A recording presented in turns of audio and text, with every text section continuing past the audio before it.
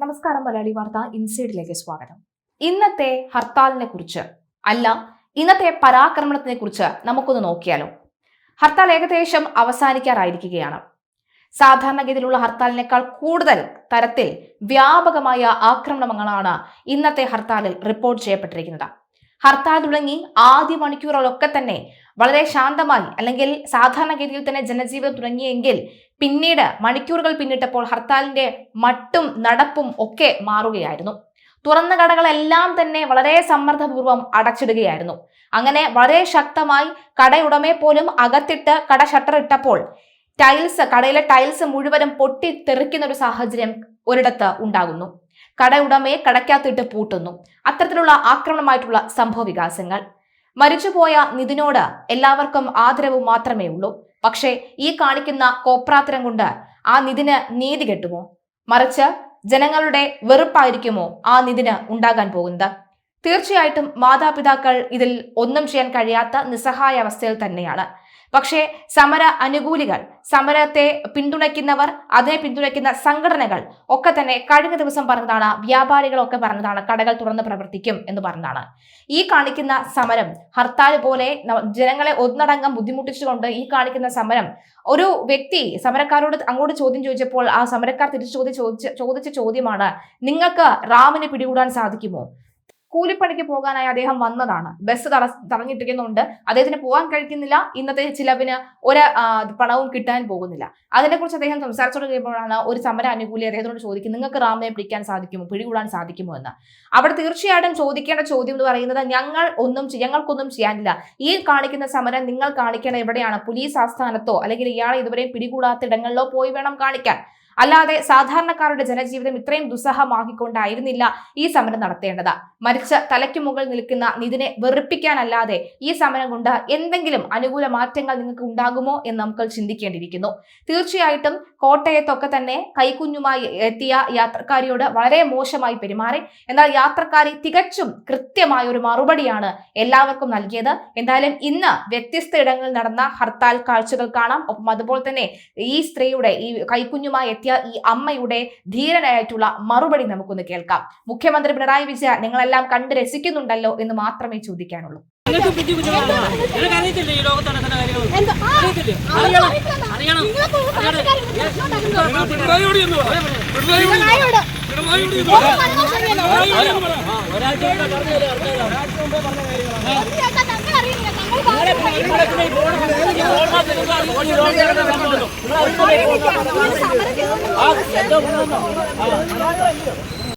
അവരിപ്പോ പറഞ്ഞ കേട്ടില്ലേ? നിങ്ങൾ കണ്ടില്ലേ? ന്യൂസ് കണ്ടില്ലേ? നിങ്ങൾ അത് കണ്ടില്ലേ? ഇത് കണ്ടില്ല? നമ്മൾ കണ്ടു, സമ്മതിച്ചു. അറ്റ്ലീസ്റ്റ് ഒരു മര്യാദ ഇല്ലേ?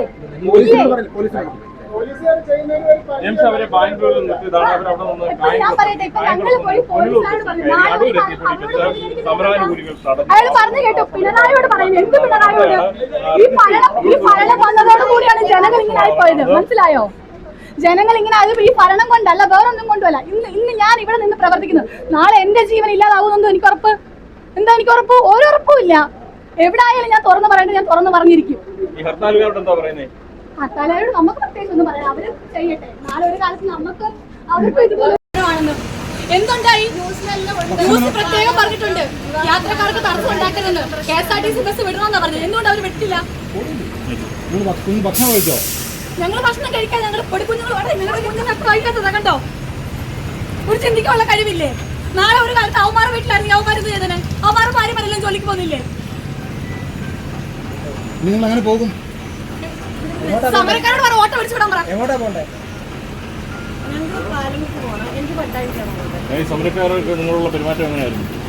ഞങ്ങൾ ഇങ്ങോട്ട് വന്നപ്പോ തടഞ്ഞു നിർത്തിയപ്പോ എന്തോ ഡ്രൈവർ വന്നപ്പോ പറഞ്ഞു വിട്ടു.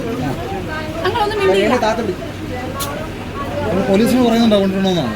വേണ്ട, ഞങ്ങൾക്ക് ആരും സഹായം വേണ്ട. സമരക്കാരൊന്നും സമരം നിശ്ചയിച്ചല്ലേ സാറില്ല. വേറൊന്നും കൊണ്ടുവല്ല.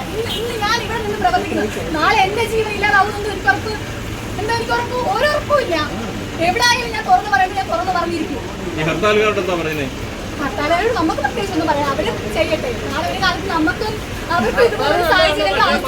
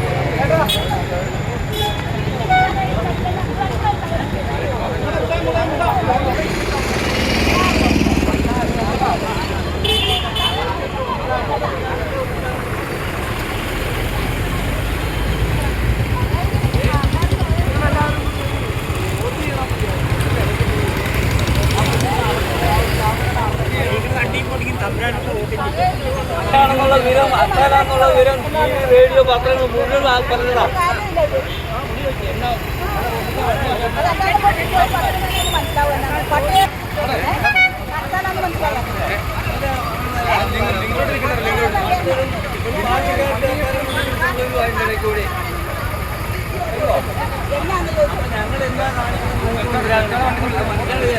അവിടെ എത്താന്നറിയാൻ പറ്റില്ല.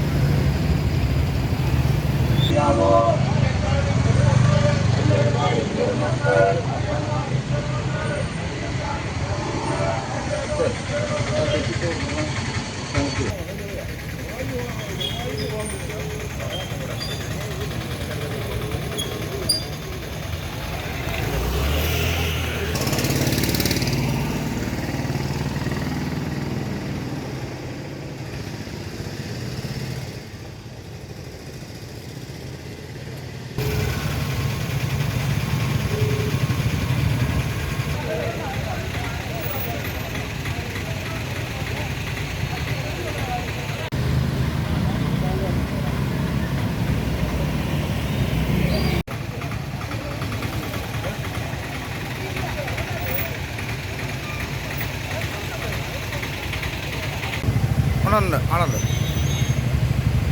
മൂത്ത പയ്യനും ഭാര്യയും വന്നു.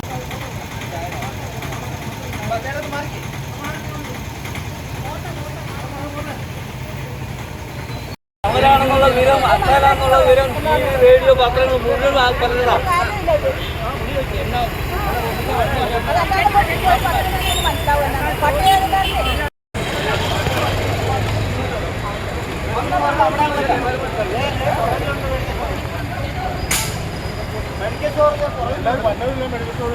എല്ലാരും ആശുപത്രിക്കാർ മാത്രമേ ഉള്ളൂ ഇതിനകത്ത് വന്നത്, വണ്ടിയും കൊണ്ട് വന്നത്. അല്ലാത്ത ആൾക്കാർ ആരും